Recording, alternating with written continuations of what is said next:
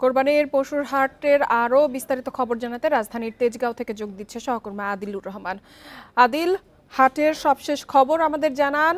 পশু কিরকম আছে হাটে, চাহিদা কিরকম? দেখুন, যেটি আসলে ধারণা করা হচ্ছিল হাট কর্তৃপক্ষ এবং বিক্রেতারা যেটি ধারণা করছিলেন যে আজকে মূলত অফিস শেষ হওয়ার পর থেকে হাটগুলোতে আরো বেশি ক্রেতাদের ভিড়, সেই অবস্থাটি হয়েছে। আমরা এই মুহূর্তে তেজগাঁও হাটে যেটি আসলে লক্ষ্য করতে পারছি যে ক্রেতা বিক্রেতাদের হাট দেখে আসলে মুখর অবস্থান রয়েছে। ক্রেতাদের উপস্থিতি যেমন রয়েছে তেমনি বিক্রেতারাও তারা দর কষাকষির মধ্য দিয়ে তার যে কোরবানির পশুটি সেটি বিক্রি করছেন এবং এর মধ্যে আমরা দেখতে পাচ্ছি সড়কে যে রাখা হয়েছিল তার অনেক কোরবানির পশু এর মধ্যে বিক্রি হয়ে গেছে। অর্থাৎ আমরা যদি পুরো হাটের চিত্র বলি যে পুরো হাটে 50% মতো গরু কম বেশি এরই মধ্যে আসলে বিক্রি হয়ে গেছে। এখনো অনেক কোরবানির পশু রয়েছে যেগুলো ক্রেতা যারা আছেন তারা দরদাম করছেন, যাদেরকে দামের মধ্যে পছন্দ হচ্ছে তারা তাদের সেই কোরবানির পশুটি কিনে নিয়ে যাচ্ছেন। বান্ডেল থাকলে প্রতি সেনমানিতে টাকা বাঁচবে। বিকাশ সেনমানি বান্ডেল কিনে জিতুন প্রতি লেনদেনে।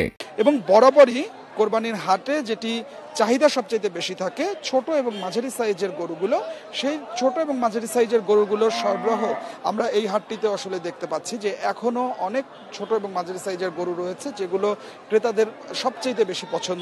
জানেন যে যারা একক পরিবার, মধ্যবিত্ত পরিবার, তাদের পছন্দ থাকে 1 লাখ টাকা বা এর নিচে 1,20,000 টাকার মধ্যে একটু কোরবানির পশু কিনবেন, তাদের জন্য হাটে কোরবানির পশু রয়েছে। এছাড়া যারা 1.5 লাখ বা 2 লাখ টাকার মধ্যে কোরবানির পশু কিনতে চান তাদের জন্য কোরবানির পশু এই মুহূর্তে রয়েছে। আমরা বিক্রেতাদের সঙ্গে যখন আসলে কথা বলছিলাম, বিক্রেতারা বলছিলেন যে গত বছরের তুলনায় এবছর তারা কোরবানির পশু বিক্রি করে খুব একটা লাভবান হতে পারেননি। অনেক ক্ষেত্রে অনেকে বলছিলেন যে কারো হয়তোবা যে টাকায় কোরবানির পশুটি কিনে নিয়ে আসছেন সেই খরচটা হয়তোবা তাদের উঠেছে কিন্তু লাভ হয়নি।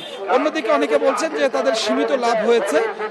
ক্রেতাদের সঙ্গে যখন আমরা কথা বলছিলাম ক্রেতারাও সন্তুষ্টির কথাই বলছেন এবং ক্রেতারা বলছেন যে তারা অন্যান্য যে কোনো বছরের চেয়ে এবছর কোরবানির পশু কিনে বেশি স্বাচ্ছন্দ্য বোধ করেছেন। কোরবানির পশুর দাম গত বছরের থেকে বাড়েনি এটি বলছেন। আমরা বিভিন্ন যে হাটগুলো ঘুরেছি সেই হাটে যেসব কোরবানির পশুগুলো বেচা কেনা হয়েছে সেগুলো দেখে আমরা যখন ক্রেতাদের সঙ্গে যখন আসলে কথা বলেছি তখন ক্রেতারা বলেছেন যে গরুটি গত বছর 1,40,000 টাকা ছিল সেই গরুটি এবার তারা 1,25,000, 1,20,000 এর দামে কিনেছেন। আবার যে গরুটি গত বছর 2 লাখ টাকায় কিনেছেন সেই গরুটি এবার 1,70,000, 1,75,000 টাকায় কিনেছেন। অর্থাৎ এই এমন দামে কোরবানির পশুগুলো বিক্রি হচ্ছে। রাজধানীতে 20টি কোরবানির পশুর হাট বসেছে। এই 20টি হাটেই আজকে ক্রেতাদের উপস্থিতি আসলে অনেক বেশি। এই কয়েকদিন ধরে ক্রেতাদের অপেক্ষায় বিক্রেতারা ছিলেন। এখন অনেকটাই কিন্তু আসলে হাট যে গরু যে সরবরাহটা ছিল সেই জায়গা থেকে আসলে ফাঁকা হতে শুরু করেছে। আমরা তেজগাঁও হাটেও দেখতে পাচ্ছি যে এরই মধ্যে গত কয়েক ঘন্টায় অর্থাৎ গত 2 ঘন্টার মধ্যে প্রচুর কোরবানির পশু এর মধ্যে বিক্রি হয়ে গেছে। সড়কে যে কোরবানির পশুগুলো বেঁধে রাখা হচ্ছে সেই সড়কগুলো আসলে ফাঁকা হতে শুরু করেছে। তবে এখানে একটি সংখ্যা রয়েছে, সেই সংখ্যাটি হচ্ছে যারা বড় গরু নিয়ে এসেছেন তারা শঙ্কিত। কারণ ছোট এবং মাঝারি গরুগুলো বিক্রি হয়ে গেলেও বড় গরুগুলো যেগুলো 8 লাখ টাকা, 10 লাখ টাকা বা 15 লাখ টাকা দাম ছিল সেই গরুর ব্যবসায়ী যারা আছেন তারা দুশ্চিন্তার মধ্যে আছেন। কারণ তাদের অনেক গরু এখনো অবিক্ত থেকে গেছে, কারো আসলে দামও হয়নি। তো শেষ পর্যন্ত তারা গরু বিক্রি করতে পারবেন কিনা সেটা একটা দুশ্চিন্তার বিষয়।